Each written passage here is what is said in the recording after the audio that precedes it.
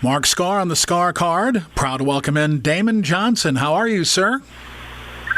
Mark, I'm doing fantastic, buddy. It's always great to talk to you. Yes, sir, and we've got a lot to talk about. In fact, last week I was given the opportunity to play the title track from your forthcoming album, Battle Lessons, and what a track it is. You can tell there's a lot of Thin Lizzy rub-off on that track. Well, there's no question, man. Anytime you even subtly add a harmony guitar part, it's there. It's definitely a tip of the hat, to that sound. And the whole twin guitar thing was such a tremendous influence on me, even when I was a teenager. And, because in addition to being obsessed with Thin Lizzy, I also I listened to a lot of other, two guitar bands like Leonard Skinner, three guitars in that case. Yep. Aerosmith had Joe Perry and Brad Whitford. The Allman Brothers, of course, man. It was a huge, you just heard the Allman Brothers everywhere growing up in the South. So it's, I'm proud of those influences, and it's been a lot of fun on this new record to kind of channel some of that into what I intended from the beginning of the writing process to be a heavier record, more tempo, more guitars, and I just felt like the title track was the perfect song to lead with, For sure. I did the Indiegogo thing, so I got Can't Clap Any Louder. We've played that one on the show, too. Oh, brother, thank you so much, man. Well, see, that's another great rock song right there. My producer, Nick Raskulinix, is a legend, and, man, I'm so thrilled to get him excited when I played him the demos back in January. He immediately, offered his time in his studio, and that right there was pretty much the biggest endorsement I could have gotten, because that guy is always busy. He's one of those producers, Mark, that never has to look for work. It always comes to him. You know what I mean? Sure. So for him to carve out some time and contribute to my thing, it's just a thrill. I'm so grateful, and he's killing it, man. He's doing such a great job, and I'm grateful to his involvement.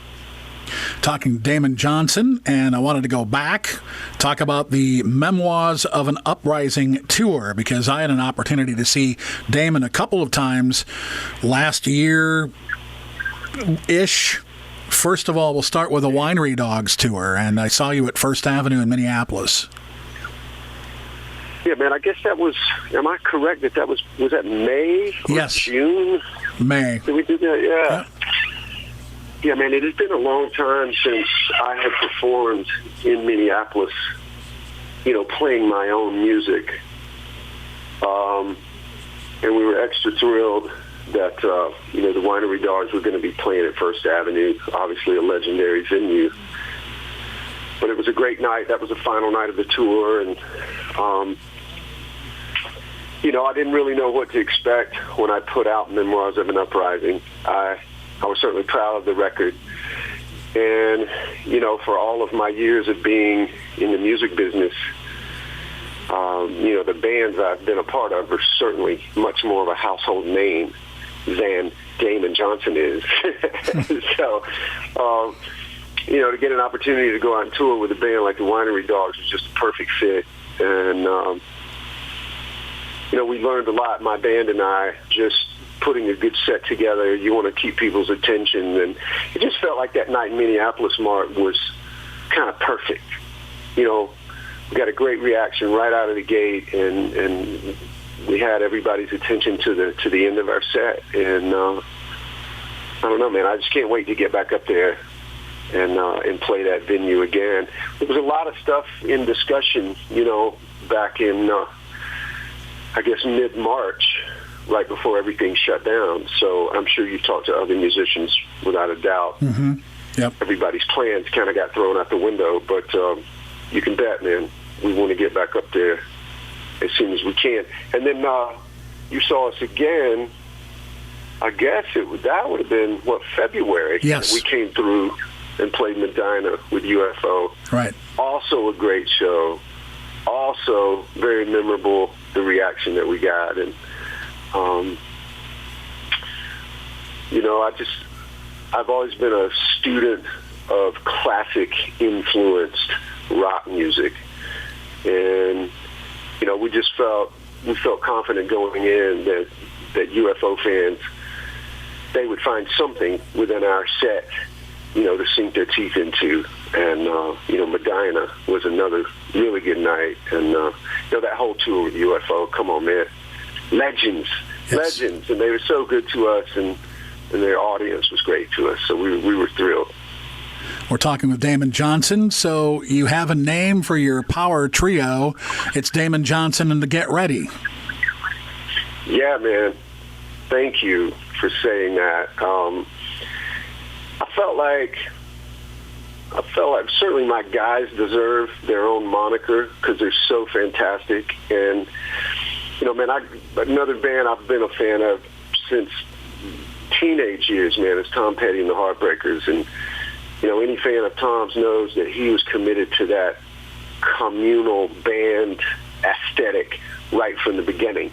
Yeah, he was the star, and he was the songwriter, and he was what the record company was really looking at. But I always thought that was a pivotal decision on his part to not just be a solo artist, but to have the name of a band. So I've proven through my resume my own commitment to wanting to be in a band. That's all I've been in, man, my whole life. So felt really good to come up with that name. Credit to my manager. That was his idea. I thought it was fantastic. And I can't wait, man, to get back to work and being able to go back and do some more support dates with other acts and, some festivals. That's going to look good on a festival poster. Damon Johnson and the Get Ready. I love it. We're talking with Damon Johnson, and since this pandemic started, you've done a number of house concerts. Yeah, man. Early in the pandemic, we all, I don't want to say we were all panicked, but we were definitely all kind of freaking out, just like, what are we going to do? Mm-hmm. And I've always been really comfortable playing solo acoustic. I've done a lot of that over the last 20 years, so I did a few of those in the beginning, and then quickly I wanted to try and get my band involved. It's the bonus of having the three of us live in the same town. So we found a way to get together, and everybody could be safe and wear our masks and all that kind of stuff. And it was just great, man. It was almost more just good for our mental health than anything. And I know the guys expressed that, just some gratitude of having some music to play and some music to focus on, and just a chance to get in the room with some other adults, man, because for weeks and weeks everyone was sheltering in place at home, for understandable reasons. So it's really been vital for all of us. So, now that we continue to do more live streams, we're proud of the fact that we've kind of gotten around the technical learning curve of it. We kind of understand how it works now, so there's none of that uncertainty that we had in the beginning. So back to Battle Lessons, when do you see that being on the street, Damon? Mark, if I can have my way about it, I want that thing on the street sometime before 2020 flips over into the new year. Because of the coronavirus, it really threw the schedule of making the record into a tailspin. So we've essentially made the record in phases, kind of 3 songs at a time. So we've got 6 songs finished. We want to do the final batch, and one of the benefits, I guess, of operating as an independent musician is that, the minute I have those mixed tracks mastered and in my hand, I can have them at the manufacturing plant literally the next day. So I know the CD is going to be ready by the end of the year. The vinyl will take a little longer, but I'm going to do my best to get it out before the end of the year. How's the recording process go? Is it remote or because of the pandemic, or how much are you able to get in the room together and create? Yeah, Nick Raskulinix, just like me and my family, I mean, he's committed to health and safety.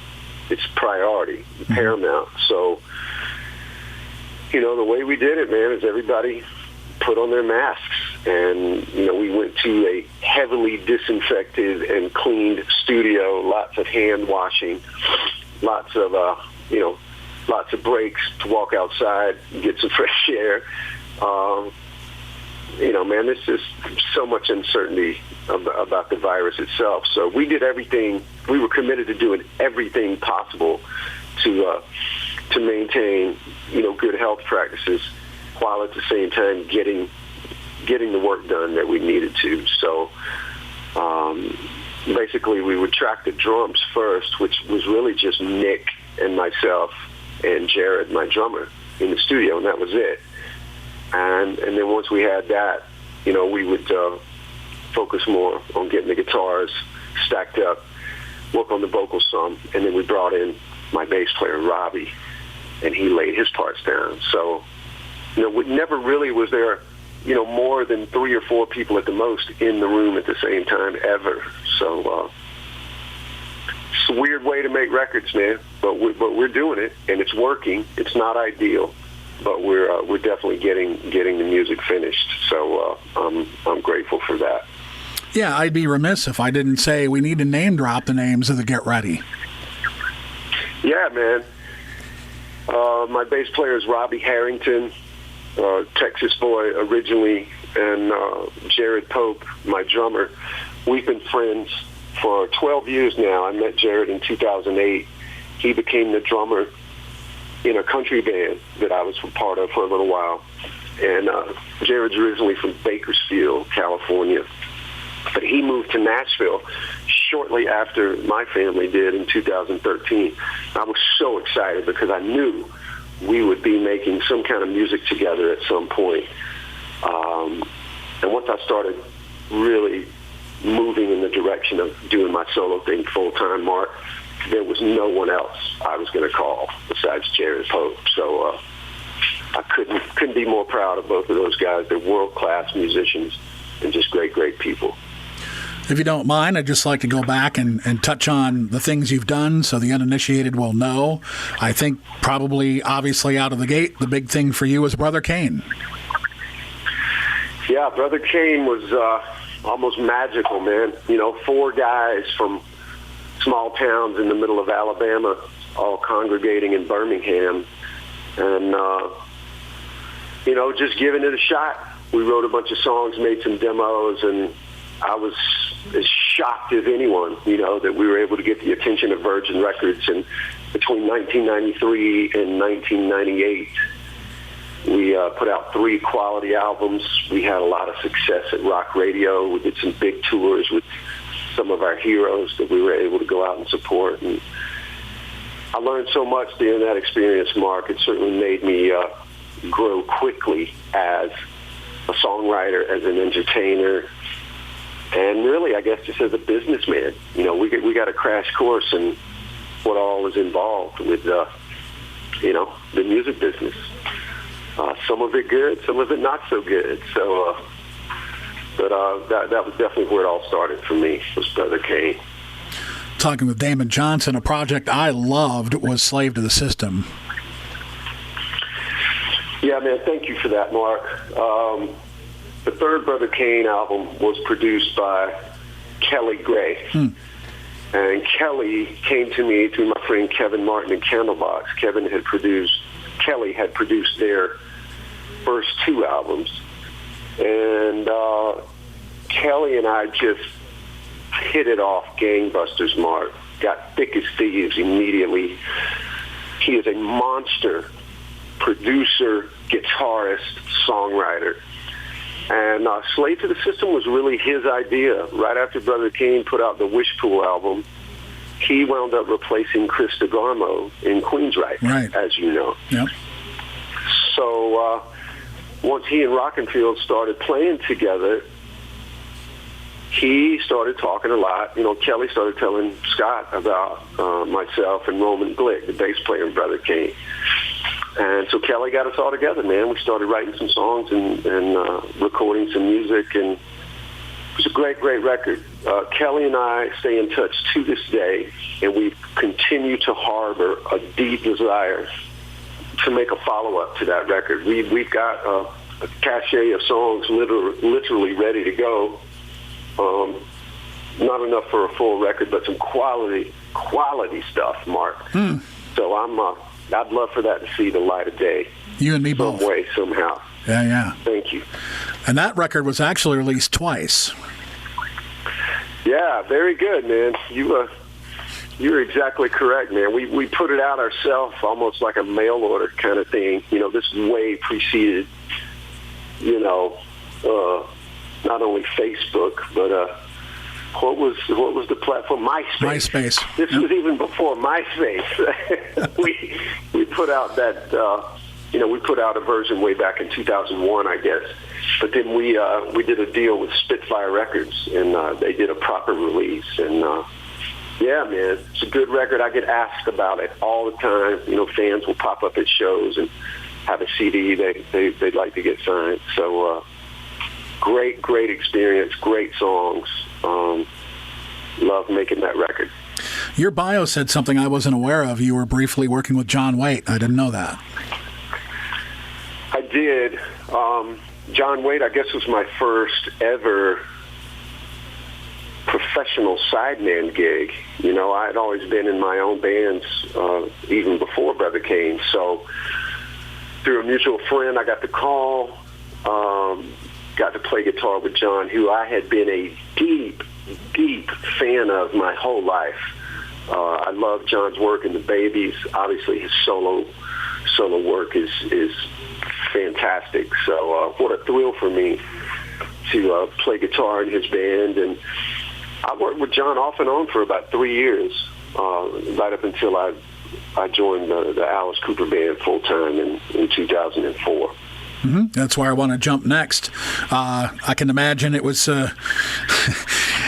quite a baptism by fire to jump into his world and all the things that he's up to. Yeah, it's almost unbelievable that I was so naive to even thinking about ever pursuing, doing something like that. It would have never happened, Mark, if it weren't for my old friend Eric Dover. Mm-hmm. You know who Eric Dover is, yeah. Right? Because Eric sang on that first Slash's Snake Pit record. He was in Jellyfish for a little while. Yep. Well, ironically, Eric and I came up together in the Birmingham, Alabama music scene back in the late 80s and early 90s. So he had been playing in Alice's band for a while, and he was getting ready to move on and do some other stuff, and graciously, highly recommended me to Alice and his manager. So that's how all that happened, man. And I had to fly out and audition, and,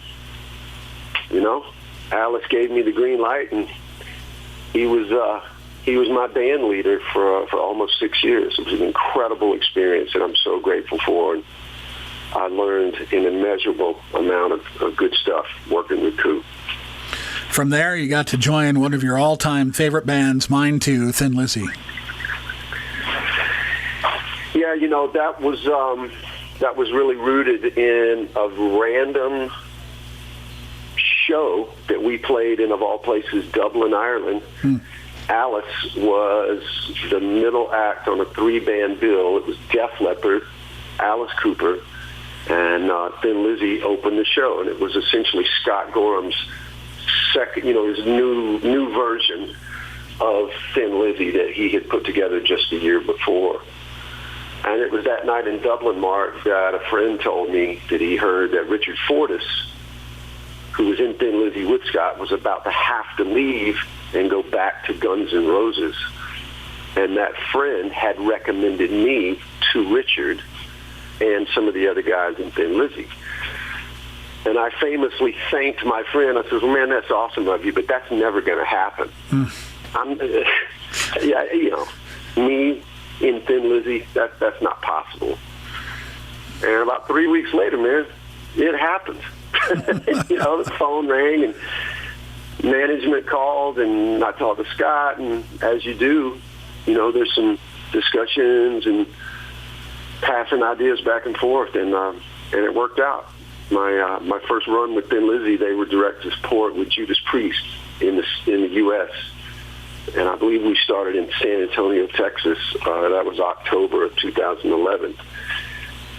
So I've been riding shotgun with Scott Gorham for almost 9 years now. We did a handful of festival dates at Thin Lizzy last summer, and it's just an honor, man.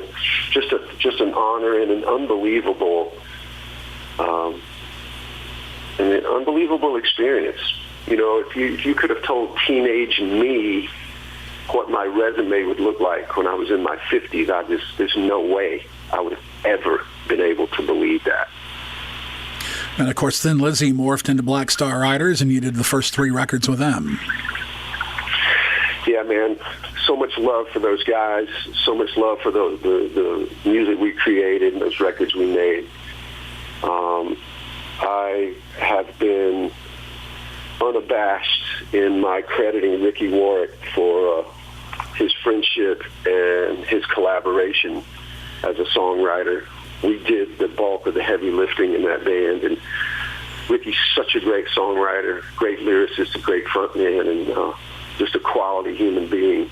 And I don't think I'd be making solo records right now if it wasn't for the time I spent with Ricky and his encouragement. And really proud of that band and what we've done. And I know without question, those records will stand up to the test of time. We made some really timeless, great rock music. Really proud. Yeah, those are great albums. And when I heard Ricky was going to be in the band, I said, you know what? That's perfect. Yeah, I guess in the beginning, on paper, it's a bit of an unorthodox pick, unless, like yourself, you were familiar with Ricky's background. Yep. And, you knew what an artist he was in his own right. And, man, if you're looking for somebody to capture anything resembling that baritone specialness that Phil Lynott had in his voice, there's no better person on the planet than Ricky Warwick. And he brings so much humility and respect to that role when he was fronting Thin Lizzy. And, whenever Thin Lizzy would obviously come up when we were promoting Black Star Riders, it was always the same, So he's the right man for both of those jobs. Without a doubt.